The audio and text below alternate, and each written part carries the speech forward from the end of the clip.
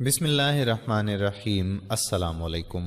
حضرت یوسف علیہ السلام کا خواب۔ سیدنا یوسف علیہ السلام کی جائے پیدائش اور جائے سکونت فلسطین میں ہبرون پر تھی، جس کا دوسرا نام الخلیل ہے، اور یہ شہر دنیا کا قدیم ترین شہر ہے اور آج بھی فلسطین میں آباد ہے اور مسلمانوں کی اکثریت کا شہر ہے۔ حضرت یعقوب علیہ السلام بعد کو کسی وقت اپنے خاندان کو الخلیل سے کنعان لے کر آئے تھے اور یہیں آباد ہوئے۔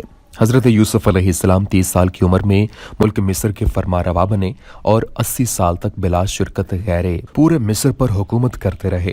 حکمران بننے سے پہلے 8-9 سال قید خانہ میں رہے۔ اپنی حکومت کے 9ویں یا 10ویں سال حضرت یعقوب علیہ السلام کو پورے خاندان کے ساتھ فلسطین سے مصر بلا لیا۔ 110 سال کی عمر میں وفات پائی۔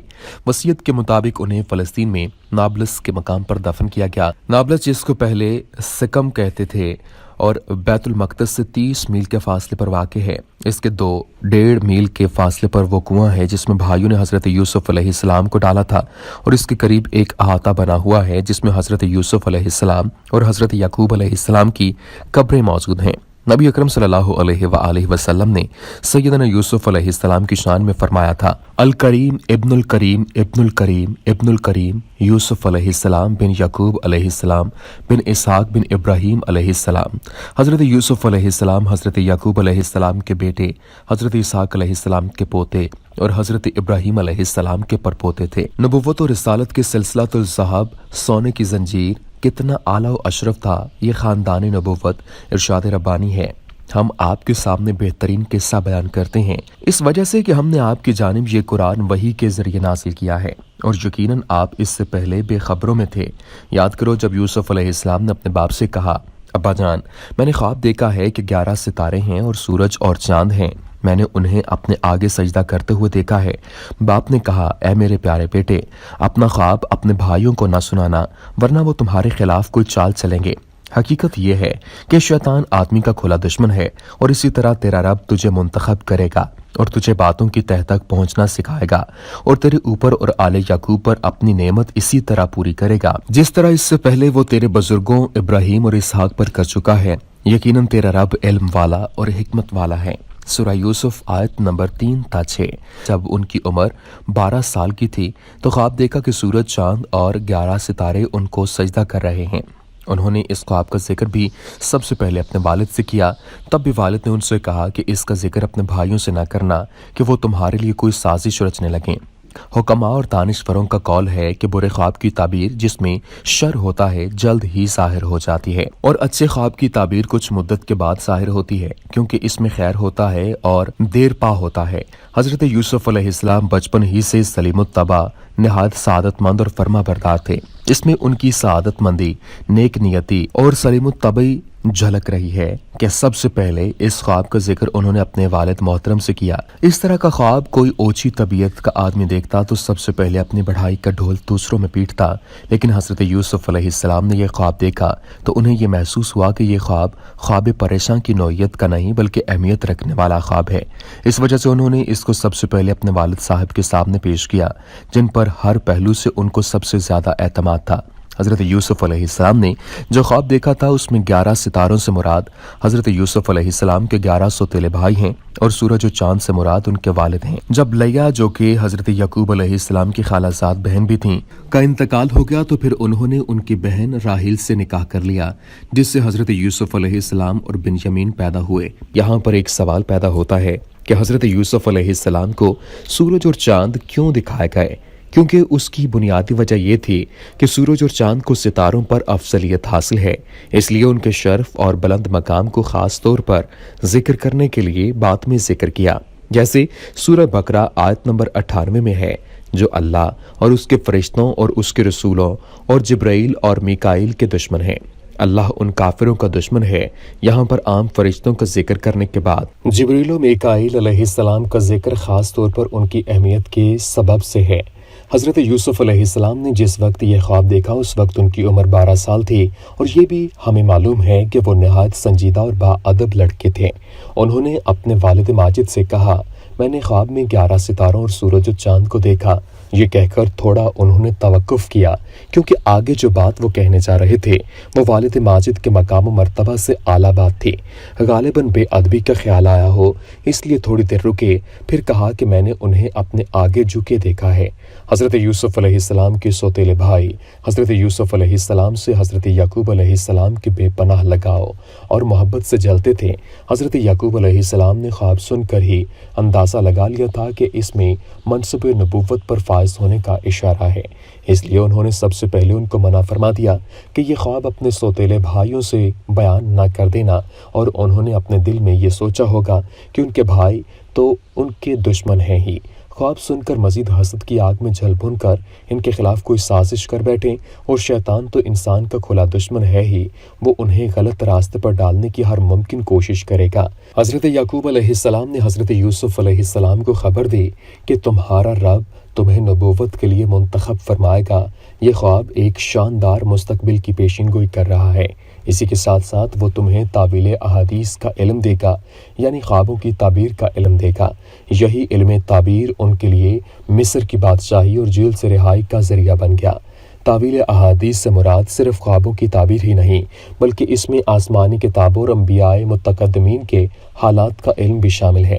واقعات و حادثات کے نتائج اور انجام کا بھی علم ہے، نیز اس میں معاملہ فہمی اور حقیقت کا علم بھی ہے۔ اللہ تعالیٰ تمہیں نبوت دے کر تم پر اور آل یعقوب پر اپنی نعمت اس طرح پوری کرے گا جس طرح تمہارے دادا پردادا حضرت ابراہیم علیہ السلام اور حضرت اسحاق علیہ السلام کو نبوت دے کر پوری کی تھی۔ حضرت یعقوب علیہ السلام نے حضرت یوسف علیہ السلام کے متعلق جو بشارتیں سنائیں کہ تمہارا رب تجھے منتخب کرے گا، میں اس بات کا انکار نہیں ہے کہ بھائی سازشیں نہیں کریں گے، کیونکہ اس سے پہلے ہی وہ کہہ چکے ہیں کہ وہ چالیں چلیں گے۔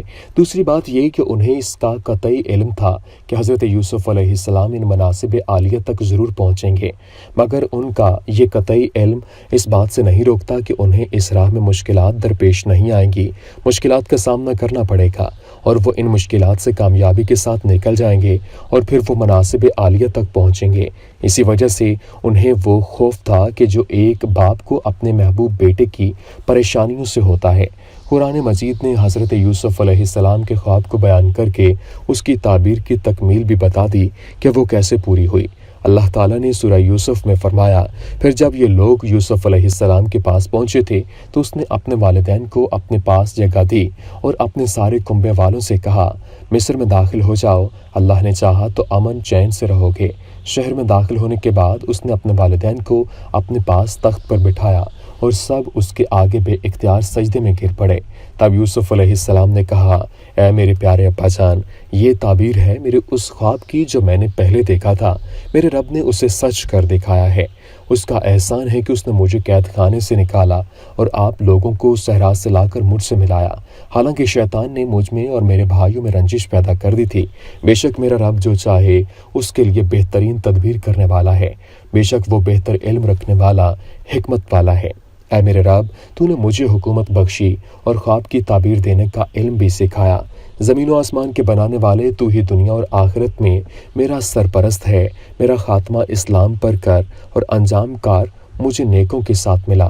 یہ تھا حضرت یوسف علیہ السلام کا خواب، اور اس میں پوشیدہ حکمتیں کہ کیسے اللہ رب العزت نے انہیں امتحانات سے گزار کر مصر کی بادشاہی سے نوازا۔ بے شک اللہ رب العزت کی ذات قادر مطلق ہے، اور وہ اپنے نیک بندوں کو ضرور نوازا کرتا ہے اور ان کے اجر کو کسی صورت بھی ضائع نہیں کرتا۔ امتحانات کا آنا اللہ رب العزت کی طرف سے ہی ہوتا ہے، اور اس میں اللہ رب العزت کی حکمتیں پوشیدہ ہوتی ہیں۔ بندہ مومن کو چاہیے کہ وہ ہر وقت اللہ رب العزت کی رضا میں راضی رہے، اور اس قصے سے ہمیں یہ سبق ملتا ہے کہ ہم اپنے خواب کو صرف اور صرف اہل علم سے بیان کریں۔ جاہل آدمی کے سامنے خواب کو بیان کرنا مصیبت کا سبب ہوتا ہے، اور اس کے برعکس اہل علم کے سامنے خواب کو بیان کرنے سے اس کی تعبیر معلوم کرنے میں آسانی رہے ہوتی ہے، اور انسان اس خواب کے شر سے بھی محفوظ رہتا ہے۔ ہماری دعا ہے کہ اللہ رب العزت ہمیں بھی خوابوں کی تعبیر کو صحیح معنوں میں سمجھنے کی توفیق عطا فرمائے، آمین یا رب العالمین۔